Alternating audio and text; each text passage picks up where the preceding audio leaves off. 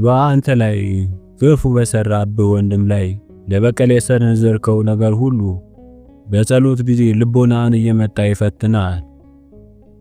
ጸሎት የደግነት ፍሬ፣ የቁጣም አለመኖር ነው። ጸሎት የትካዜና የውስጣዊ ሐዘን ማስታገሻ ነው። ሂድ ያለህን ሁሉ ሽጥና ለድሆች መጽውት፣ ከዚያም መስቀሉን ተሸከም፣ ራስህን ካድ። በዚህ መንገድ ያለ እውቀት ልትጸልይ ትችላለህ። ነገሮች ሁሉ አንተ እንደምትፈልጋቸው እንዲሆኑ አትመኝ፣ እግዚአብሔርን እንደሚያስደስቱት እንጂ።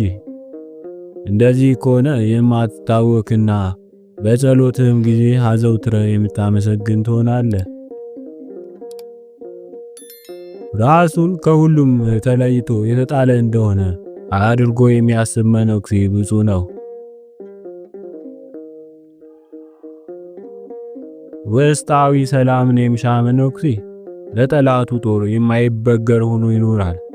ከሕዝብ ጋር እየተቀላቀለ የሚኖር ከሆነ ግን ባለማቋረጥ የሰይጣንን ቡጢዎች ይቀምሳል።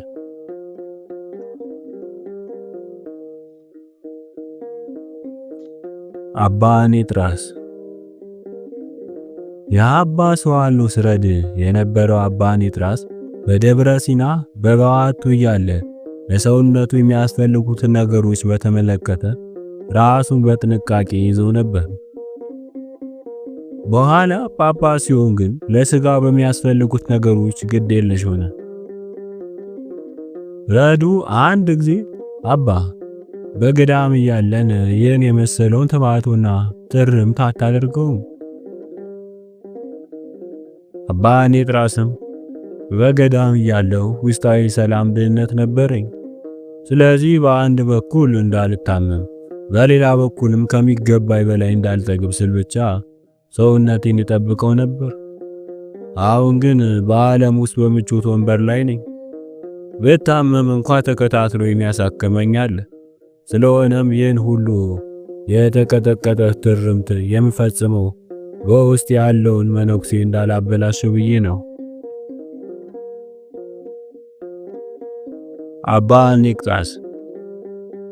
አባ ኔቅጣስ ስለ ሁለት ወንድሞች የሚከተለውን ተናግሯል። አንድ ጊዜ በሁለት መነኮሳት በአንድነት ለመኖር ወሰኑ። አንደኛው በልቡ ወንድሜ የሚፈልገውን ሁሉ አደርግለታለሁ ሲል ቃል ገባ። ሌላኛው የወንድሜን ፍቃድ እፈጽማለሁ ሲል በልቡ ወሰነ። በዚህ ውሳኔያቸው ለብዙ ዘመናት በለጋስነት ኖሩ። በዚህ ፍቅራቸው የቀና ሰይጣን ሊለያያቸው ተነሳ። በባታቸው በር ላይ ቆመና ለአንደኛው እርግብ ለሌላኛው ቁራ መስሎ ታየው። በዚህ ጊዜ አንደኛው መነኩሴ እርግቧን አያት ሲለው፣ ሌላኛው ደግሞ እርግብ አይደለችም ቁራ ነው ሲል መለሰ። እርግብ ናት፣ ቁራ ናት። ክርክር ጀመሩ። ክርክሩ ወደ ጭቅጭቅ፣ ጭቅጭቁም ወደ ድብድብ አመራና ደም በደም እስኪሆኑ ድረስ ተደባደቡ። በመጨረሻም ተለያዩ።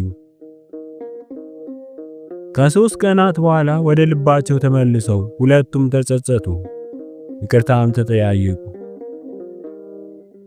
ሁለቱም በተለያየ መልክ አንድ አይነት ነገር ማየታቸውንና ልዩነታቸው የመጣው ግን ከነገሩ ሳይሆን ከዲያብሎስ መሆኑን ተረዱ።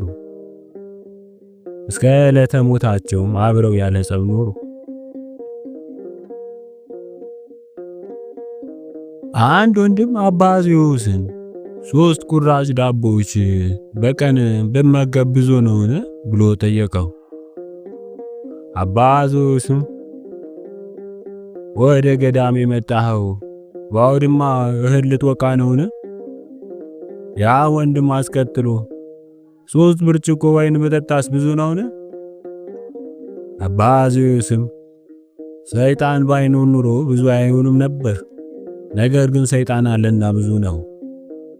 ወይን በፈቃደ እግዚአብሔር ለሚኖር መነኮሳት ዋና የጾር መነሻ ነውና።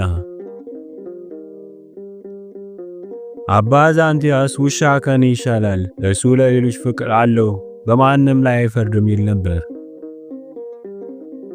በሲልስ ገዳም የነበረው አባ ኦሎምፒስ የፍትወት ጦር ይፈትነው ነበር። ሰይጣን በሐሳቡ የመጣ ሂድ ውጣና ሚስት አግባ ይለውም ነበር። እርሱም ከባቱ ወጥቶ ወደ ጭቃው ሄደና ከጭቃው የሴት ምስል ሰርቶ ኦሎምፒስ ሆይ ሚስት ይቻት፣ አሁን እርሷን ለማስተዳደር ጠንከረ መስራት አለብህ እያለ በጉልበት ሥራ ተጠመደ። ከጥቂት ጊዜ በኋላ እንደገና ሄዶ ትንሽ ምስል ሰራ። ከዚያም ሚስት ልጅ ወልዳለችና ለምግቧና ለልብሷ ከበፊት በባሰ ሁኔታ መስራት አለብህ እያለ ይደክም ጀመር። በመጨረሻም ስራው ሲበዛበት ለልቦናው ይህን መከራ ከዚህ በላይ መሸከም አልችልም። ልቦናውም እንግዲያውስ ሚስት መፈለግን ተው አለው። ወዲያውም እግዚአብሔር ጾሩን አራቀለት። አባ ኦርሲየስ እንደዚህ ይላል፣ ሰው ልቡን ካልጠበቀ የሰማውን ሁሉ መርሳትና መዘንጋት ይጀምራል። ስለሆነም ጠላት በእርሱ ውስጥ ቦታ ያገኛል፣ ገልብጦም ይጥለዋል። ልክ ዘይት ተሞልቶ እንደሚያበራ መብራት ማለት ነው። ዘይቱን መጨመር በዘነጋ ቁጥር መብራቱ እየቀነሰ ይመጣል፣ ጨለማም ቦታውን ይረከባል። ከዚህ የባሰው የሚፈጠረው ደግሞ አይጥ ወደ መብራቱ ተጠግታ ክሩን መብላት ከጀመረች ነው። ዘይቱ አልቆ መብራቱ ካልጠፋ ይህንን ማድረግ አትችልም። ነገር ግን መቅረሱ ያለ ብርሃን ብቻ ሳይሆን ያለ ሙቀት መቅረቱን ስታይ ክሩን ለመጎተትና መብራቱን ለመጣል ጥረት ታደርጋለች። ከሸክላ የተሰራ መብራት ከሆነ ይሰበራል። ከነሐስ የተሰራ ከሆነ ግን የቤቱ ጌታ መልሶ ዘይት ይሞላዋል። በተመሳሳይ ሁኔታም ልባችን ካልጠበቅን መንፈስ ቅዱስ ቀስ በቀስ ሙቀቱ ጭራሽ እስኪለየን ድረስ ከሕይወታችን ውስጥ ይጠፋል። ጠላትም የነፍስን ግለት ያቀዘቅዟል፣ ክፋትም ሰውነትን ያበላሽዋል።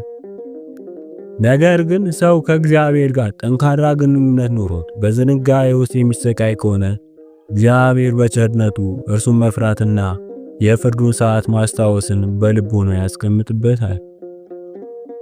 ልበ ንቁ እንዲሆን ያዘጋጀዋል። እስኪጎበኛው ድረስም ራሱን በአስተማማኝ ሁኔታ ለወደፊቱ እንዲጠብቅ ያደርገዋል።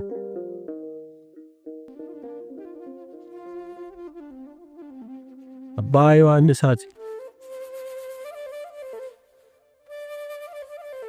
የጠላቱን ከተማ ለመቆጣጠር የዘመተ ንጉሥ አስቀድሞ የውሃውን መንገድ ይዘጋል፣ የእህሉንም መግቢያ ይይዛል። ያን ጊዜ ጠላቶች ይራባሉ፣ ይጠማሉ፣ በመጨረሻም እጃቸውን ይሰጣሉ። የነፍስን ጦር ለማሸነፍም በተመሳሳይ መንገድ መጠቀም ይገባል። አንድ ሰው በጾምና በረሃብ ከጸና የነፍሱ ጠላቶች ይዳከማሉ። እኔ በትልቅ ዋርካ ስር የተቀመጠንና አራዊት ሊጣሉት የመጣን ሰው እመስላለሁ። ሊቋቋማቸው እንደማይችል ከተረዳ ሸሽቶ ወደ ዛፉ በመውጣት ነፍሱን ያድናል። በእኔም የተፈጸመው ይኸው ነው። በባቴ ተቀምጬ ክፉ ሐሳቦች ሊቃወሙ ሲመጡ ልቋቋማቸው እንደማልችል ባወቅኩ ጊዜ በጸሎት ወደ እግዚአብሔር ሸሽቼ መሸጋለሁ። በዛም ከጠላቶቼ ፍላጻ አድናለሁ። መለወጥ የምትፈልግን ነፍስ በተመለከተ አባ ዮሐንስ እንዲህ አለ። በአንዲት ከተማ ውስጥ ብዙ ወዳጆች የነበሯት አንዲት አመንዝራ ሴት ነበረች። ከገዢዎቿ አንዱ ቀረባትና መልካም ሴት ለመሆን ቃል ግቢልኝና አገባሻለሁ አላት። እርሷም ቃል ገባችለትና ተጋቡ። ወደ ቤቱም ወሰዳት። የቀድሞ አፍቃሪዎቿ ያችን ሴት ፈለጓት። እርስ በርሳቸውም ያ ልዑል ወደ ቤቱ ወስዷታል፣ ወደ ቤቱ ብንሄድ ይቀጣናል፣ ነገር ግን በጓሮ በኩል እንሂድ፣ ለእርሷም እናፋጭላት። የፉጨቱን ድምፅ ስትሰማ ከድሩ ወርዳ ወደኛ ትመጣለች፣ በዚህም ያለ ችግር እናገኛታለን። ወደ ቤቷም ጓሮ ተጉዘው ያፋጩ ጀመር። እርሷ ግን የፉጨቱን ድምፅ ስትሰማ ጆሮቿን ደፈነች። ወደ ውስጧ እልፍኝም ገባች፣ በሩንም ጥርቅም አድርጋ ዘጋች። ይህች ሴት የኛ ነፍስ ምሳሌ ናት። ወዳጆቿ የተባሉም ፈተናዎቿ ናቸው። ገዢ የተባለውም ክርስቶስ ነው። እልፍኝ የተባለውም ዘላለማዊ ቤት ነው። እንደዛ የሚያፋጩት ክፎች አጋንንት ናቸው። ነገር ግን ነፍስ ሁል ጊዜም በክርስቶስ አምባነት ትሸሽጋቸዋለች።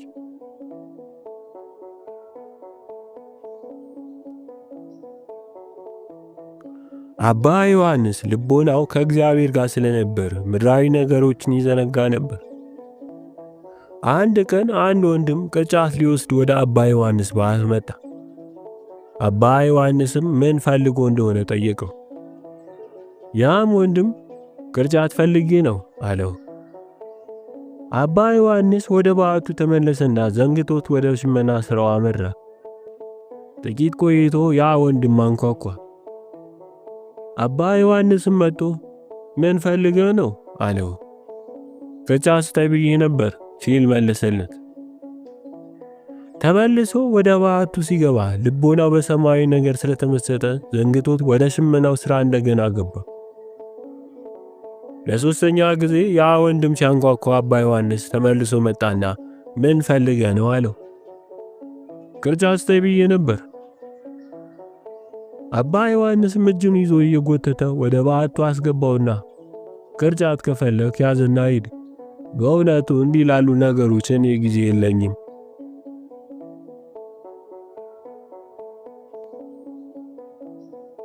አንድ ቀን አንዱ ሰው ወደ አባ ዮሐንስ አጺድ ባት መጣና ስራውን እያየ ያመሰግነው ጀመር።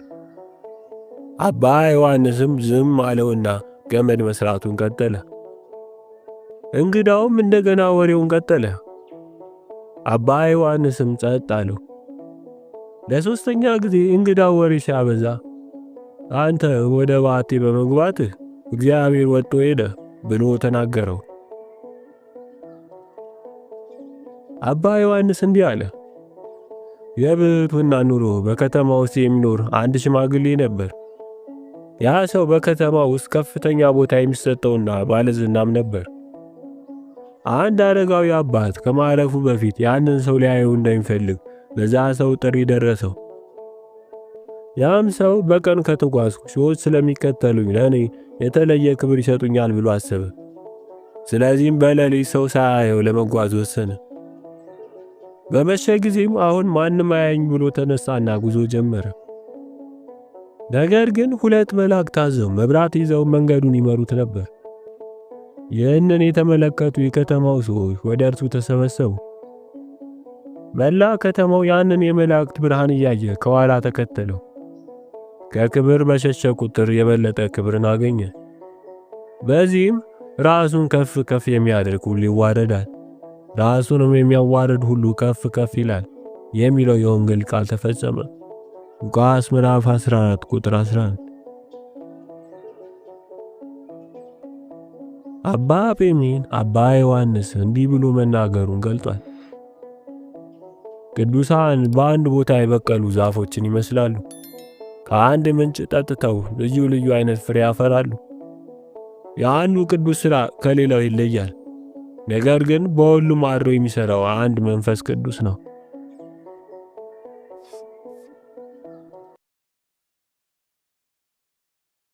ሰው ወደ እግዚአብሔር በቀረበ መጠን የገዛ ኃጢአቱ ይታየዋል። ነቢዩ ኢሳይያስም እግዚአብሔርን ባየው ጊዜ ከንፈሮቼ የረከሱብኝ ሰው ነኝ ይሏል። ልጅ እያለሁ አንድ ቀን መልካም ነገር አደርግ ይሆናል ብዬ ለራሴ ነግረው ነበር። እነሆ ሸመገልኩ። እስካሁን ግን መልካም የሚባል ነገር አላደረኩም። ሰይጣን በየትኛው ፈተና ነፍስ እንደሚያሸንፋት አያውቅም። እርሱ ምን እንደሚበቅል ሳያውቅ የሚዘራ ሞኝ ገበሬ ነው። ስለዚህም በፍትወት ይፈትናታል፣ በሐሜት ይፈትናታል፣ በሌሎችም ፈተናዎች እያቀያየረ ይፈትናታል። ነፍስ ልትወድቅበት የምችለውን የፈተና አይነት እስኪያገኘው ድረስ ሁሉንም ይሞክራል። አባ ያዕቆብ ወደ አባ መጣ ባት ሂዶ ሲመለስ ወደ ሲላስ መሄዴ ነው አለው። አባ መጣም እባክህ አባ ዮሐንስን ሰላም በልልኝ አባ ያዕቆብ ወደ አባ ዮሐንስ በመጣ ጊዜ የአባ መጣን ሰላምታ አቀረበለት። አባ ዮሐንስም ተንኮል የሌለበት የእስራኤል ሰው ማለት አባ መጣ ነው። ከዓመት በኋላ ወደ አባ መጣ ተመልሶ አባ ዮሐንስ ያለውን ነገረው። እርሱም እኔ የአረጋዊ አባት ላለው ነገር የሚመጥን አይደለሁም። ነገር ግን ይህን ወቅ አንድ አባት ወንድሙ ከራሱ አብልጦ ሲያመሰግን ስትሰማ እርሱ ራሱ ከትልቅ ማዕረግ መድረሱን ተረዳ። ፍጹምነት ማለት ባልንጀራን ከራስ በላይ ማክበር ነውና።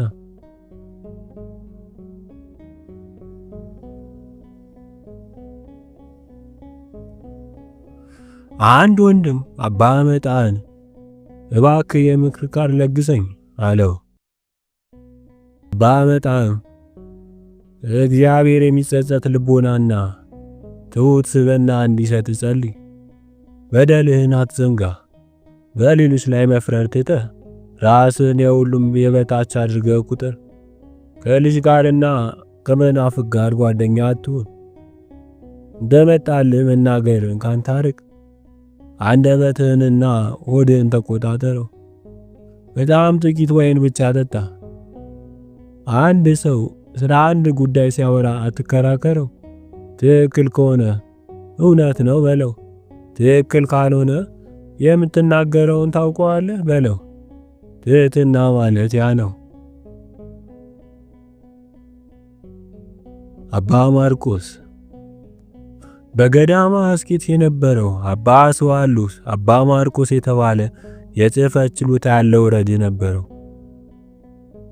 አባ ማርቆስ ፍጹም ታዛዥ ሰው ስለነበር ከሌሎች 11 አርድእት የበለጠ አባ ስዋሉስ ይወደው ነበር። 11ዱ አርድእት በዚህ ነገር ያዝኑ ነበር። በገዳሙ የነበሩ አበው ሁኔታውን ለአባ ስዋሉስ ነገሩት። እርሱም ኑ እንሂድ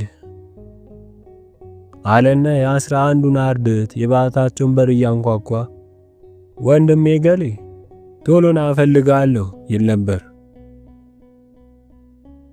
አንዳቸውም ግን ፈጥነው አልወጡም። ወደ አባ ማርቆስ ባት ወጡ። አባ ማርቆስ ሲለው ገና ድምፁን እንደሰማ ፈጥኖ ወጣ። አባ ስዋሉስም በል ሂድ ብሎ ወደ ላስራ ላከውና እነዛን አበው 11ዱ የት አሉ አላቸው። ከዛ ወደ አባ ማርቆስ ባት ገባ። አባ ማርቆስ አባ ስዋሉስ ሲጠራው እየጻፈ ነበር። ነገር ግን የመምህሩን ድምፅ ሲሰማ ኦሜጋ የሚለውን ቃል እንኳን ሳይፈጽመው ሮጦ መውጣቱን አዩ። እነዛም አባቶች በእውነት የምትወደውን ወደድ ነው፣ ጌታም እንደኛ ይወደዋል አሉት።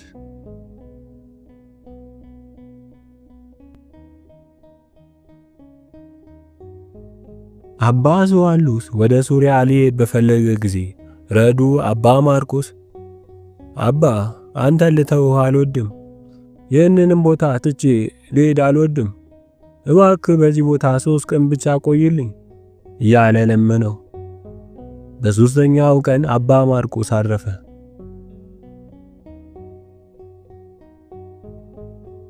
አባ ሚላሴስ በአንድ ቦታ ሲያልፍ ሰዎች አንድ መነኩሴ ሰው ገድለሃል ብለው የአካባቢ ሰዎች ይዘውት አገኘ። አባ ሚላሴስ ወደዛ መነኩሴ ጠጋ ብሎ ከጠየቀው በኋላ በሐሰት እንደተያዘ አወቀ። ሰዎችንም የተገደለው ሰው የት ነው አለ። እነርሱም አሳዩት። አባ ሚላሴስም ጸልዩ ብሏቸው ወደ ሬሳው ተጠግቶ እጁን ወደ ሰማይ ዘርግቶ ጸለየ። ያን ጊዜ የሞተው ሰው ተነሳ። ሁሉም እያዩት የገደለህ ማን እንደሆነ ንገረን አለው። የሞተው ሰውም ወደ ቤተክርስቲያን ሄጄ ለካህኑ ገንዘብ ሰጠሁት፣ በዚህ ጊዜ ገንዘቡን ተቀበለኝና ገደለኝ። ከዛም ወደ አባ ባት ወረወረኝ። ዋካችሁ ገንዘቡን ወስዳችሁ ለልጆች ስጡልኝ። አባ ሚላሴስም በል ሂድ፣ እግዚአብሔር እስኪያስነሳ ድረስ ተኛ። ያም ሬሳ ተመልሶ አንቀላፋ።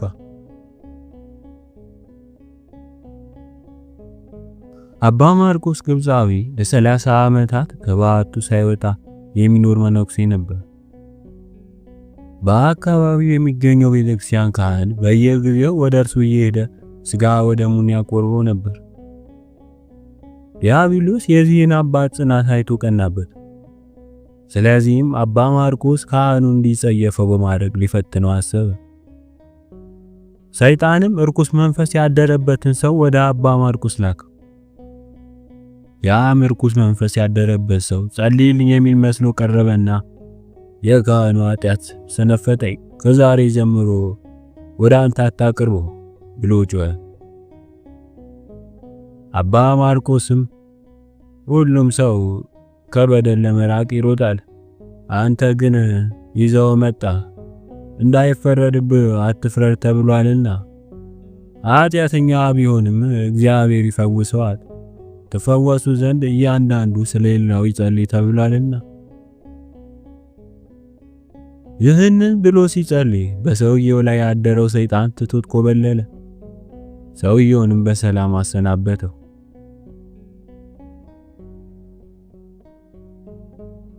ካህኑም እንዳስለመደው ሲመጣ አባ ማርቆስ በደስታ ተቀበለው። ጌታም የአባ ማርቆስን የልቡን ንጽሕና ተመልክቶ የሚከተለውን ተአምር አሳየው። ካህኑ ሊያቆርበው ጠረጴዛውን ባዘጋጀ ጊዜ እግዚአብሔር ወርዶ እጁን በካህኑ ራስ ላይ አኖረው። ካህኑም የእሳት አምድ መሰለ። ይህንን ሳይደነቅ ጀመረ። በዚህ ጊዜ ምድራዊ ንጉሥ ባለሟሎቹ የቆሸሸ ልብስ ለብሰው በፊቱ እንዲቆሙ አይሻም፣ በክብር ተጎናጽፈው እንጂ። ሰማያዊ ንጉሥማ የተቀደሱ ምስጢራትን ለማገልገል በሰማያዊ ክብር ፊት የሚቆሙትን ካህናት እንዴት የበለጠ አይቀድሳቸውም የሚል ድምፅ ሰማ። አባ ማርቆስም በካህኑ ላይ ባለመፍረዱ ለዚህ ክብር በቃ።